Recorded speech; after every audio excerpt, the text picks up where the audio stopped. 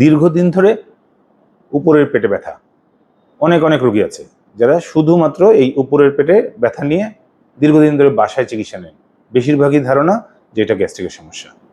Actually এই উপরের যে পেটের যে অংশটা আছে, সবাই জানি যে এখানে পাকস্থলী আছে। এই পাকস্থলীর যে কোনো কিছু ব্যথা হলে, যে কোনো গ্যাস্ট্রাইটিস হলে এই ব্যথা হতে পারে, কিন্তু একই টাইপের ব্যথা নিয়ে আরও অনেক অনেক রোগ আছে যে এই ব্যথা সবাই যেটাকে ভেবে থাকে যে এটা গ্যাস্ট্রিকের ব্যথা, সেটা নাও হতে পারে।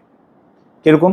যেমন সবচেয়ে কমন যেটা আছে, সবচেয়ে কমনের মধ্যে একটা হচ্ছে পিত্তথলি পাথর বা পিত্তথলি ইনফেকশন, কোলিসিস্টাইটিস। এটার ব্যথা হলেও ইউজুয়ালি এই উপরের পেটে ব্যথা হয়, ইউজুয়ালি খাবার বা ফ্যাটি ফুড খেলে এই ব্যথা হয়, এবং এই ব্যথাটা আবার ওষুধ খেলে ব্যথা কমেও যায়। বেশিরভাগ লোকজনই তাই করে যে গ্যাস্ট্রিকের ব্যথা ভাবে যে এটা গ্যাস্ট্রিকের ব্যথা, তখন সে গ্যাস্ট্রিকের ওষুধ খায় অথবা একটা নাপা ট্যাবলেট খায়। খাওয়ার পর দেখা যায় ব্যথা কমে গেছে, এবং তাদের সবারই বিলিফ থাকে যে এটা পিত্তথলির পাথরের ব্যথা না, এটা হচ্ছে গ্যাস্ট্রিকের ব্যথা। কোনো এক সময় কোনো একটা কারণে কখনো যদি আলট্রাসোনোগ্রাম করা হয় অথবা তীব্র ব্যথা তৈরি হয়েছে, কোনো মতেই কমছে না, তখন আলট্রাসোনোগ্রাম করলে ধরা পড়ে যে এটা পিত্তথলির পাথর। সুতরাং এই উপরের পেটের ব্যথা মানেই এটা গ্যাস্ট্রিকের ব্যথা না। এবং তাছাড়া আরেকটা জীবনঘাতী ব্যথা আছে, সেটা হচ্ছে প্যানক্রিয়াটাইটিস। আমাদের অগ্নাশয়, ওই অগ্নাশয় থেকে খাবার হজম করার সব রসগুলো বেরোয়।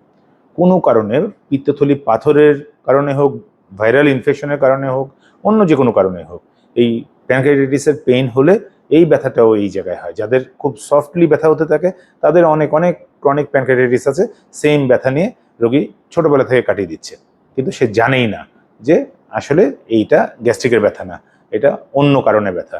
সুতরাং যে কোনো ব্যথাকে আমাদেরকে গুরুত্ব দিতে হবে, এবং সেই ব্যথা যদি এরকম হয় কিছুদিন পরপর হচ্ছে, আবার চলে যাচ্ছে, এবং 6 মাসের বেশি দীর্ঘস্থায়িত্ব পেয়ে গেছে, অবশ্যই আপনি নিকটস্থ যে কোনো বিশেষজ্ঞ ডাক্তারের কাছে যাবেন। মেডিসিন হোক, সার্জারি হোক, অথবা যে কোনো হেপাটোলজিস্ট, গ্যাস্ট্রোলজিস্ট, যে কারোর কাছে যেতে পারেন, গিয়ে দেখাবেন। অবশ্যই উনি পরীক্ষা নিরীক্ষা করবেন, পরীক্ষা নিরীক্ষার মধ্যেই বেরোয় আসবে যে এটা পিত্তথলির জন্য না প্যানক্রিয়াসের জন্য না গ্যাস্ট্রিকের জন্য। ধন্যবাদ।